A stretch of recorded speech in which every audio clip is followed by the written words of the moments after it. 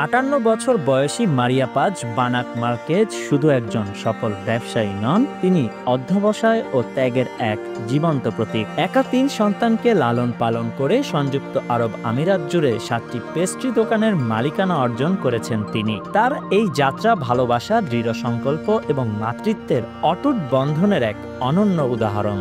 মারিয়া পাজ ফিলিপাইনের কুইজন প্রদেশের একটি দরিদ্র পরিবারে জন্মগ্রহণ করেন। ১২ ভাই বোনের মধ্যে বেড়ে ওঠা মারিয়া পাজের বাবা ছিলেন একজন কৃষক এবং মা গৃহিণী। ছোটবেলা থেকেই তিনি শিখেছিলেন যে বেঁচে থাকার জন্য কঠোর পরিশ্রম ও ত্যাগের প্রয়োজন। কিন্তু তার জীবনের প্রকৃত সংগ্রাম শুরু হয় যখন তার মেয়ে জামাইকা মেয়ে এর জন্ম হয়, যার জন্মগত ত্রুটির কারণে বছরের পর বছর অস্ত্রোপচার ও চিকিৎসার প্রয়োজন হয়।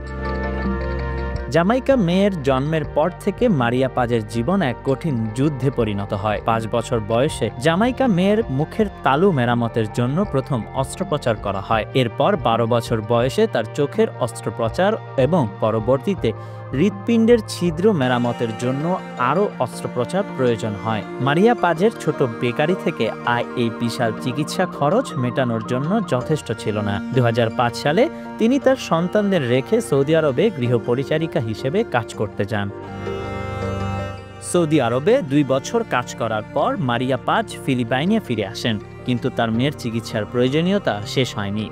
২০০৮ সালে তিনি দুবাইতে চলে যান এবং সেখানে একটি ফরাসি পরিবারের গৃহপরিচারিকা হিসেবে কাজ শুরু করেন। দীর্ঘ ১৩ বছর ধরে তিনি ফিলিপাইনে তার সন্তানদের জন্য টাকা পাঠানোর পাশাপাশি কাজের চাহিদা মেটানোর সংগ্রাম চালিয়ে যান। তার বড় মেয়ে প্যাট্রিস মারি নেদারল্যান্ডসে চলে যাওয়ার আগে ৭ বছর দুবাইতে কাজ করেন। তার ছেলে জন প্যাট্রিক ম্যানিলায় স্থাপত্য বিষয়ে পড়াশোনা করেন। কিন্তু জামাইকা মেয়ে ছিলেন মারিয়া পাজের জীবনের মূল চালিকা শক্তি।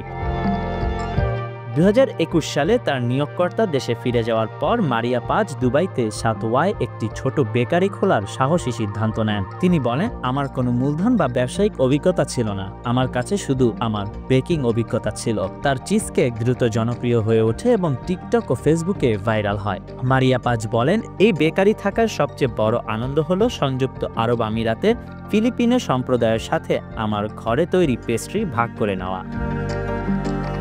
মারিয়া পাজের সবচেয়ে বড় সাফল্য আসে যখন তিনি জামাইকা মেয়ের দীর্ঘস্থায়ী অস্ত্রোপচারের খরচ জোগাড় করতে সক্ষম হন। তিনি আবেগে কেঁদে বলেন, ২৩ বছর পর অবশেষে আমি আমার মেয়ের অবস্থা ঠিক করতে পেরেছি। এটি আমার জীবনের সবচেয়ে বড় বিজয়। প্রতিটি ত্যাগ, প্রতিটি চ্যালেঞ্জ এই মুহূর্তের দিকে নিয়ে গেছে। মারিয়া পাজের গল্প শুধু একজন নারীর সাফল্যের গল্প নয়, এটি ভালোবাসা, ত্যাগ এবং অধ্যবসায়ের এক অনন্য উদাহরণ। তার এই যাত্রা প্রমাণ করে যে দৃঢ় সংকল্প ও অধ্যবসায় থাকলে যে কোনো লক্ষ্য অর্জন সম্ভব। তিনি বলেন, আমি অন্যদের নিজের উপর বিশ্বাস রাখতে অনুপ্রাণিত করতে চাই। হাল ছেড়ো না, প্রক্রিয়ার উপর আস্থা রাখো এবং কঠোর পরিশ্রম করতে থাকো। তোমার স্বপ্ন সত্যি হবে। Khondokar Ishtiaq, News Now 24।